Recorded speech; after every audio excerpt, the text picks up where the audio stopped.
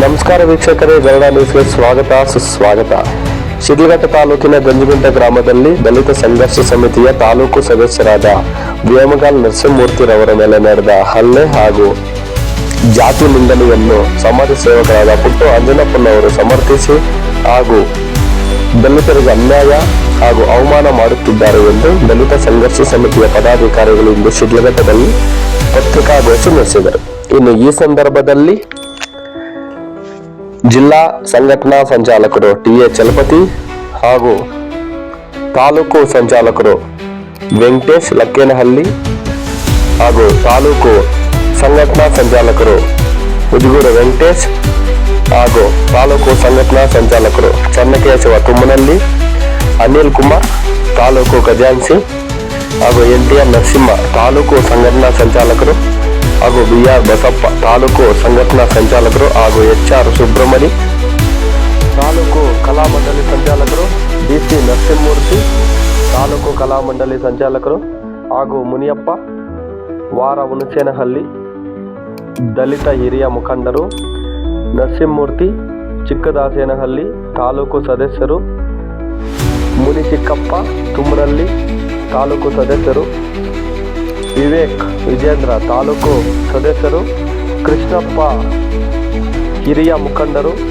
ನರಸಿಂಹಮೂರ್ತಿ ವ್ಯೋಮಗಾಲ್ ತಾಲೂಕು ಸದಸ್ಯರು, ಇನ್ನು ಅನೇಕ ದಲಿತ ಸಂಘರ್ಷ ಸಮಿತಿಯ ಪದಾಧಿಕಾರಿಗಳು ಹಾಜರಿದ್ದರು. ವರದಿ ನವೀನ್ ಗರುಡ.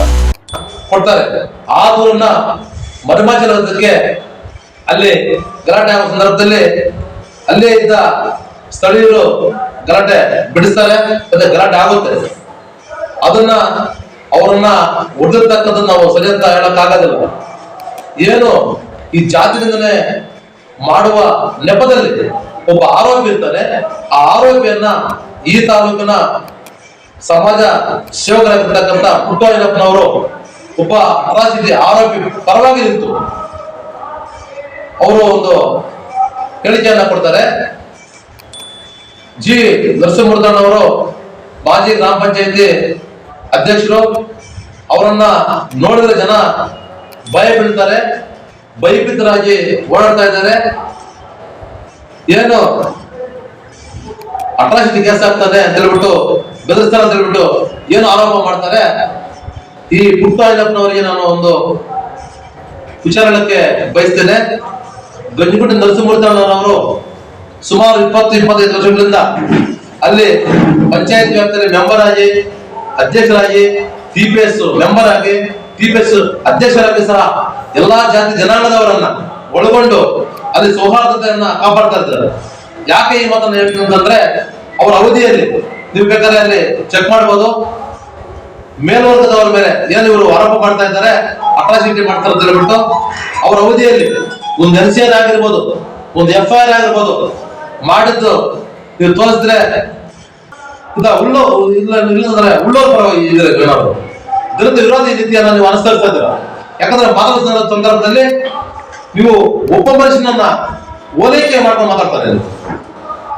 ಅಲ್ಲಿ ಘಟನೆ ನಿಜವಾಗಿ ಏನ್ ನಡೆದಿದ್ದ ಎರಡು ಕಡೆ ಯೋಚನೆ ಮಾಡಿ ನೀವು ಸಮಾಜ ಸುಧಾರಕರು ಸಮಾಜ ಸೇವೆ ಮಾಡ್ತಾ ಹೇಳ್ತಿರಲ್ಲ.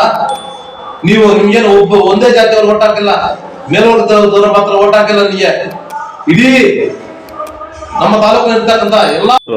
ನನ್ನ ಹೆಸರು ವೆಂಕಟೇಶ್ ಅಂತ, ಶಿಡ್ಲಘಟ್ಟ ದಲಿತ ಸಂಘರ್ಷ ಸಮಿತಿಯ ತಾಲೂಕು ಸಂಚಾಲಕರು. ಏನು ವಿಷಯ ಇಷ್ಟೇ, ನಿನ್ನೆಯಿಂದ ಏನು ಸೋಷಿಯಲ್ ಮೀಡಿಯಾ ಮತ್ತು ಮಾಧ್ಯಮದಲ್ಲಿ ಹರಿದಾಡಿರುವಂಥ ವಿಚಾರ, ಗಂಜಿಗುಂಟೆಯಲ್ಲಿ ಏನು ಒಬ್ಬ ದಲಿತರ ಬಗ್ಗೆ ಹಗುರವಾಗಿ ಮಾತನಾಡಿರುವಂತಹ ಒಬ್ಬ ವಸಂತ್ ಕುಮಾರ್ ಮತ್ತು ರಾಮಕೃಷ್ಣ ಇವರ ಮೇಲೆ ನಾವು ದಿಬ್ಬೂರಹಳ್ಳಿ ಠಾಣೆಯಲ್ಲಿ ದೂರ ಕೊಟ್ಟಿದ್ರು ಸಹ ಬರೀ ಅವರು ಯಾವುದೋ ರಾಜಕೀಯ ಒತ್ತಡಕ್ಕೂ ಅಥವಾ ಯಾರಾದರೂ ಪ್ರಭಾವ ವ್ಯಕ್ತಿಗಳ ಪ್ರಭಾವದಿಂದನೋ ಗೊತ್ತಾಗಿಲ್ಲ. ಇದುವರೆಗೂ ಏನು ಒಂದು ನಮ್ಮ ನರಸಿಂಹಮೂರ್ತಿ ಅವರು ನನಗೆ ಈ ತರ ಉಳಿದು ನನ್ನ ಸಾರ್ವಜನಿಕವಾಗಿ ನನ್ನ ಮೇಲೆ ಹಲ್ಲೆ ಮಾಡಿದ್ದಾರೆ ಅಂತ ಹೇಳ್ಬಿಟ್ಟು ಏನು ದೂರ ಕೊಟ್ಟಿದ್ದಾರೋ ಅದನ್ನು ಇದುವರೆಗೂ ಕೂಡ ದಾಖಲೆ ಮಾಡಿಲ್ಲ. ಅವ್ರು ಕೊಟ್ಟಿರುವಂತಹ ಒಂದು ಕಂಪ್ಲೇಂಟ್ ಅಂತ ಈಗಾಗಲೇ FIR ಮಾಡಿದ್ದಾರೆ.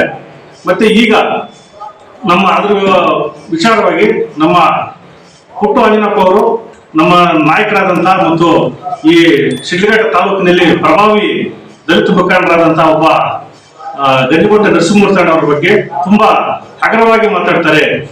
ಏನಪ್ಪಾ ಅಂದ್ರೆ ಗಂಜಿಗುಂಟೆ ವ್ಯಾಪ್ತಿಯಲ್ಲಿ ಜನರ ಯಾರು ಕೂಡ ನೆಮ್ಮದಿಯಿಂದಿಲ್ಲ. ಪಂಚಾಯತ್ ಆತ್ಮೀಯರೇ, ಏನು ಗಂಜಿಗುಂಟೆ ವ್ಯಾಪ್ತಿ ವೇಮಗಲ್ಲು ನರಸಿಂಹಮೂರ್ತಿ ಅವರು ನಮ್ಮ ಒಡನಾಡಿಗಳಾಗಿ ದಲಿತ ಸಂಘರ್ಷ ಸಮಿತಿಯಲ್ಲಿ ಸಕ್ರಿಯ ಕಾರ್ಯಕರ್ತರಾಗಿ ಕೆಲಸ ಮಾಡ್ತಿದ್ದಾರೆ.